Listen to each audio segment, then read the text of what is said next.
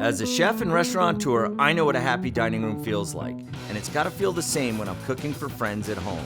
A casual but elevated meal with fresh bread and quality ingredients will do the trick tonight. Chef Jan brought some amazing Kaiser rolls from our new bakery we opened together, LoDough.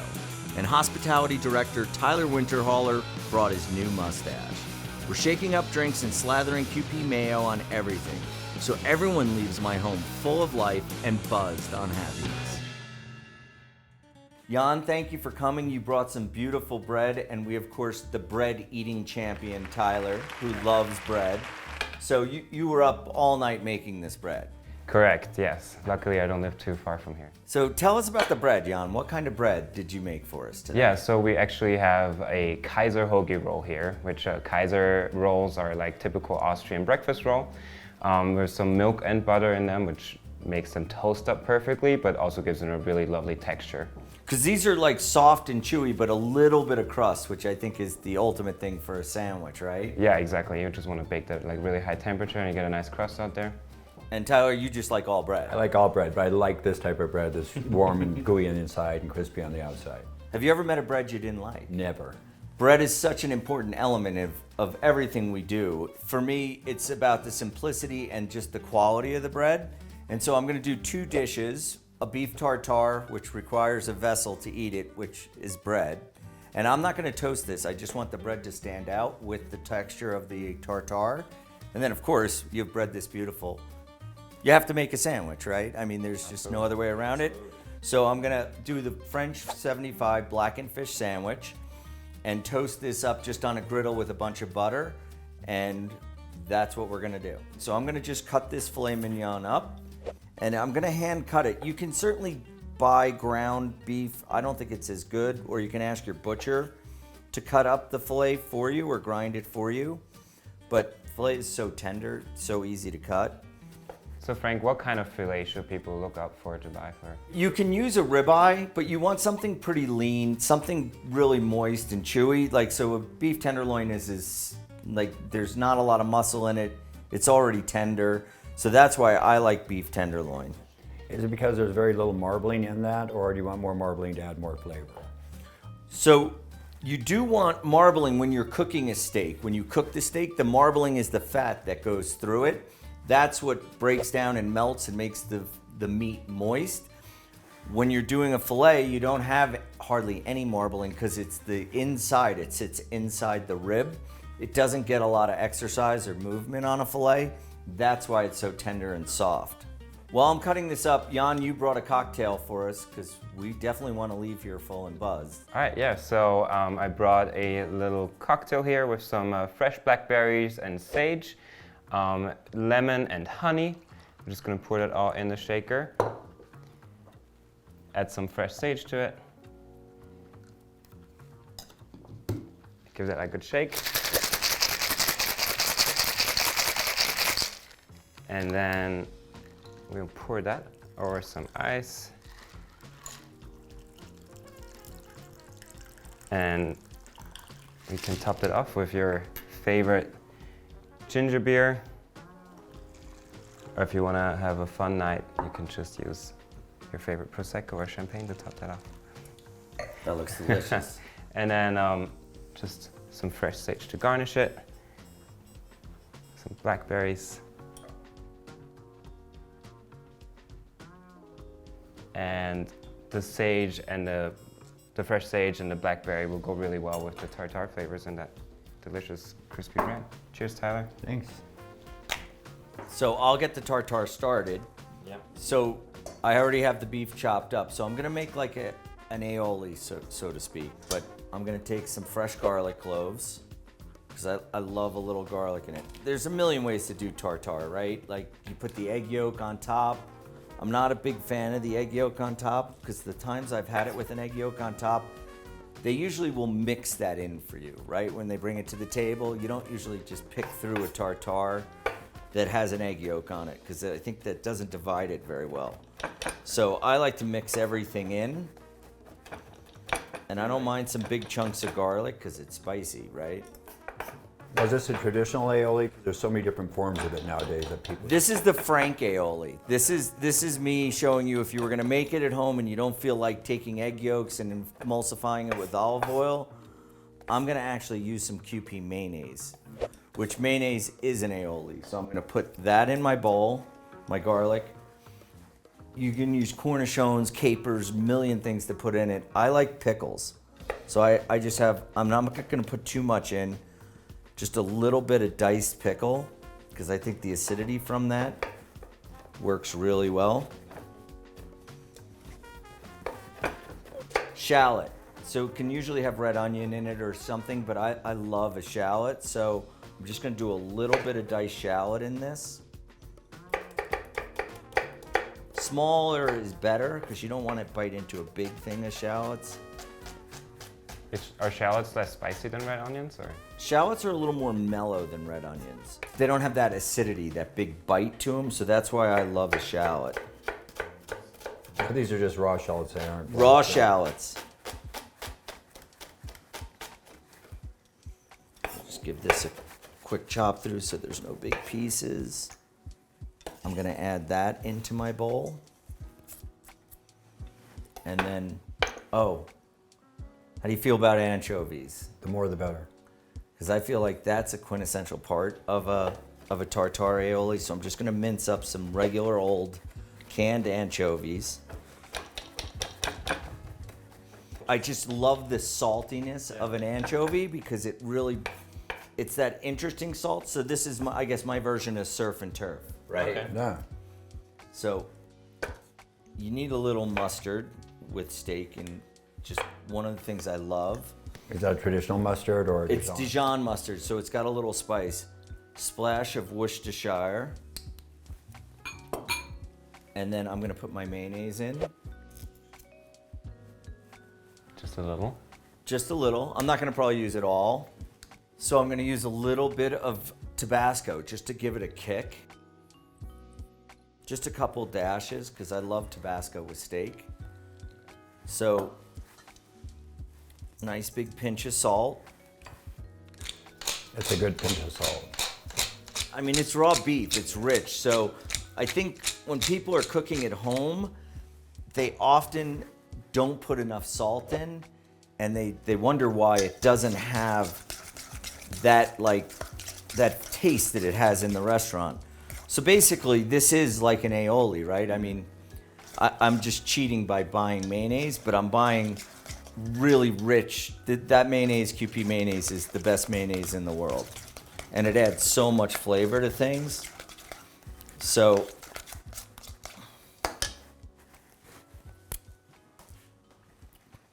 that's really good. So, it's sweet. So, now I'm kind of ready to assemble. So I'm gonna put my steak in here.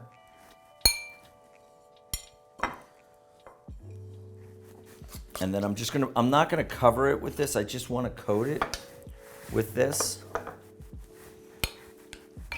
Mix it all up.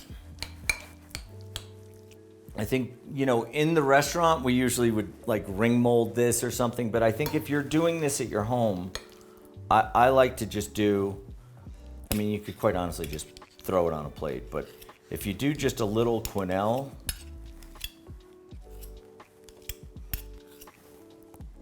let that sit right in the middle of the plate. You have a beef tartare sandwich too.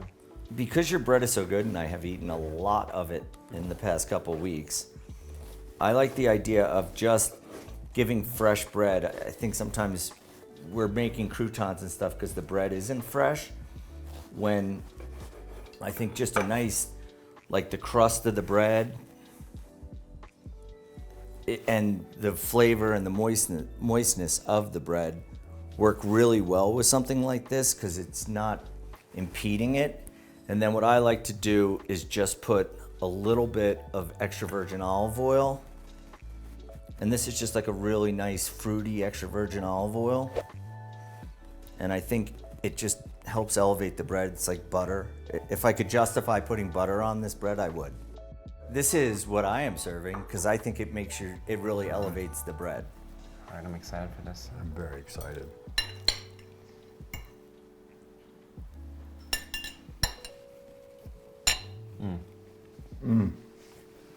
Right. So delicious. I really enjoy the tanginess that comes from like the mayo itself has like a really fresh tangy note to it, and then the shallots. Yeah, the QP mayonnaise actually has MSG in it, which gives it that like almost citric acid flavor to it, like lemon juice. That's why I love that so much more. And rather than having to tell people make an aioli, you're kind of making one, but you're cheating along the way, which is okay if you're cooking at home, right? Absolutely. It also brings out the pickles. Yeah, the pickles are a nice little bite to it. We're gonna take some of this lovely bread and make one of my brother's favorite thing. My brother T introduced me to a blackened fish sandwich, so it's one of the things I love making. I have some simple Mahi Mahi fillets. They're like 6 ounces. And when you do blackening, some people put olive oil on their fish. I like to slather it with butter to help the blackening spice stick. And this also gets nice and golden brown when you're doing it. And then you don't have to really have anything on your pan when you cook. So I just take my filet and I dredge it. I only do one side when I blacken it. So there's salt, there's pepper in the spice, and then I just want to lay it right on your plancha. What some people call it. I think it's just a griddle. Thing's made a million pancakes. And where do you get the blackened spices at, seasoning at? So you can use anything that they sell them in the store. We make our own blend. It's like paprika, a little cayenne, some fennel, garlic powder, onion powder, salt. So there's a ton of things in blackening spices. I would just buy a blackening spice from the store. I think it works really well. How hot do you want your pan to I be? want my pan very hot. Like this is, like you can see, it's already starting to go. So I'm using pretty high heat on that. And what other fish would you recommend besides Mahi Mahi? Grouper. I love like a rare seared tuna on the sandwich. Opa, Ono, any nice white flesh fish works really well. Mahi Mahi is really available, so catfish would work really well. So really any fish that you like to eat works really well. And if it's a fish you don't think you like that much, the blackening spice covers up all the fishy taste. So it's a great way to introduce people to fish is with a blackening spice. So I want to get our bread going too. What I love about this bread is that it will toast really well. So when you're toasting bread for something like this, there's no time to skimp on the butter. Jan, how do you find a good loaf of bread at the grocery store? How do you know if it's fresh or? Yeah, I mean, use your senses. Like when you smell your loaf, like you want to have a nice fragrant smell to it. Usually like, you know the smell when you put bread in the oven. You want your crust to be crunchy. It's like, listen to it. You smell your loaf. Yeah. And I don't know that I've ever heard that expression used, smell your loaf. smell your loaf. And then when you pick it up, it should give into your, just like light pressure on your finger or with your finger. And look at the ingredients as well. Like a lot of grocery store breads will have like citric acid added to it to create that sourdough taste. But it's not sourdough. It's not sourdough. No, that's not sourdough, but there's, just look at the ingredients. I think when you have bread this good and you just put some butter and sea salt on it, it really can tell you how good the bread is. And I think when you're looking to buy bread, that should be your litmus test for what is good bread. Can I just put some butter, olive oil, and salt on it? Oh, great. I just want to check. Ooh, yeah, we're good. So how long would you say you cook that on each side? Are you looking for like a medium rare, medium, or you want it cooked all the way through? When I'm doing a fish like this, I want it cooked all the way through for a fish sandwich. So I would say that you're gonna flip it over and you can see like that nice crunchy, slightly black. I think our bread is nice and golden. So we're gonna flip that over. So the bread's ready to go. I'll probably give this like one or two more minutes. I mean, it's a thin piece of fish. It shouldn't take that long to cook.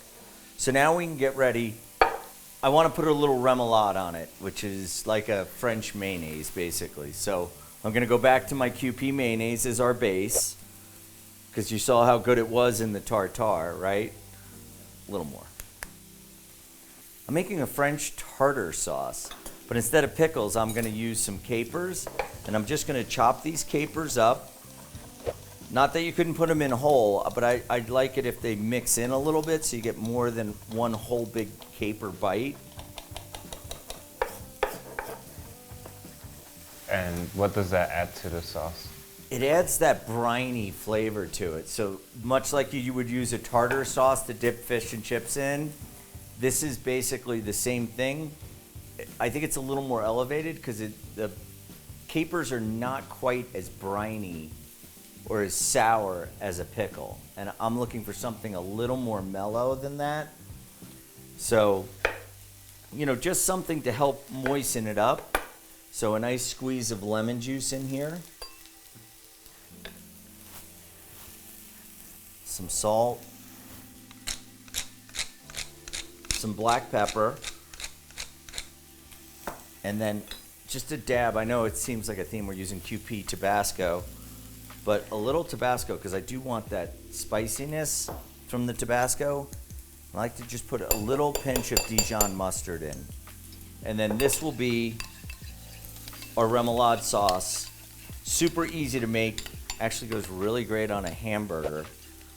Throw a little ketchup in it, and it's the best secret sauce ever. Okay, so our bread is pretty well toasted, so that's our top, that's our bottom. So really, I don't like to garnish it with too much, so tomato, lettuce is really all you need.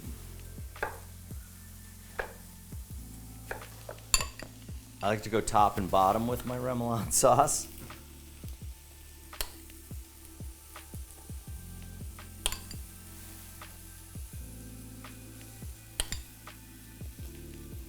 And I think this is just, I don't know why, but I mean, I'm a tartar sauce guy through and through. It looks delicious. So one way to check, you can kind of cut through and I can see like it's separating. It's cooked all the way through. It's not translucent. It's white, which is what we're looking for. And the reason I just flipped it over for that 1 second is just to get the top hot since it's been cooking on the bottom this whole time. So really that's just to heat it all the way through. And then some nice big slices of tomato. That's great. I have some baby gem lettuce that I like super crunchy lettuce. So you can use any lettuce you want. Iceberg works really well. And then we put our top on. Flip it over, push down. Oh, I did the wrong side down. This would be your blackened fish sandwich. So this is your brother's favorite sandwich? This is my brother T's favorite sandwich, and it's just a sandwich I love. And I think the fish is moist, and I love that spiciness of the blackening. It is one of the things that I really loved when we put on the menu at French 75 when we opened. And I think that's like true honest cooking, just a few ingredients. The remoulade, the QP mayonnaise in the remoulade. That's what we're looking for, is just simple flavors. Really nothing goes better with a fish sandwich than a nice beer.